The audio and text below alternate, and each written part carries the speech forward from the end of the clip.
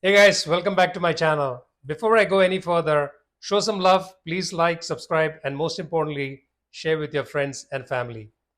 This week is a double review. The first is a Hindi movie, Article 370, and the other is a Malayalam web series, Poacher.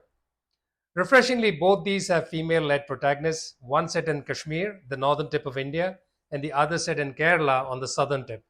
One is a political thriller, and the other is an investigative thriller set in the world of poaching. Let's start with Article 370. Mixing facts with fiction and some convenient truths, dipping into the right wing narrative of Jawaharlal Nehru's blunders in Kashmir and Maharaja Singh's inclination towards India, Article 370 presents the government of the day's scrapping of special status of Jammu and Kashmir as a masterclass in statecraft. The bending of constitutional obligations along the way is just a necessary evil. What helps it all go down smoothly is that, like Uri, Article 370 is a very professional production, with its action scenes particularly impressive, its dialogue shown of melodrama.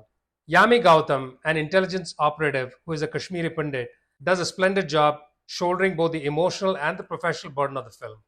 Article 370 also laudably places her, along with Priyamani, as an immaculately dressed senior bureaucrat in the PMO at the heart of the momentous legislation. Another actor that leaves an impression is Vaibhav Tattwavadi, who plays Yami's colleague in an extended cameo, as one of the best lines in the movie. When a dejected Yami is transferred to Delhi, he says, "Kabhi kabhi do kadam piche lena padta hai, छलांग लगाने के लिए." That was classic.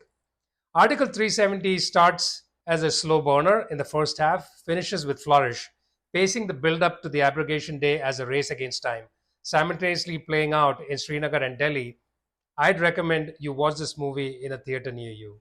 Moving on to Poacher, a guilt stricken man stumbles into a forest department outpost confessing to the murder of elephants. His admission sets off a gripping crime story uncovering the devastating effects of illegal poaching activities and the elaborate web of cover ups by the very people tasked to protect wildlife.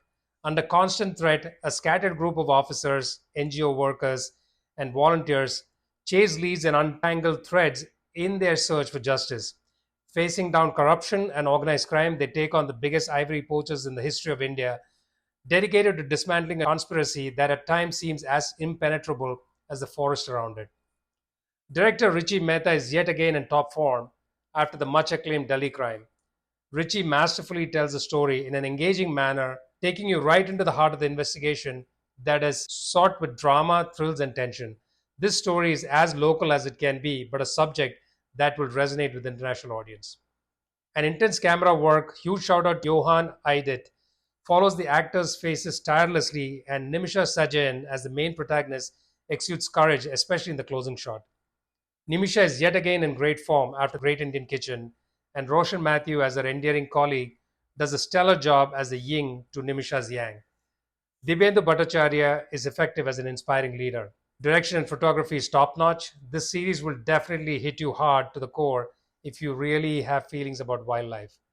One dialogue in the series captures it all. Elephants are paying the price of living with humans in the same era. Watch Poachers on Amazon Prime, co produced by Alia Bhatt. Until next time, stay entertained.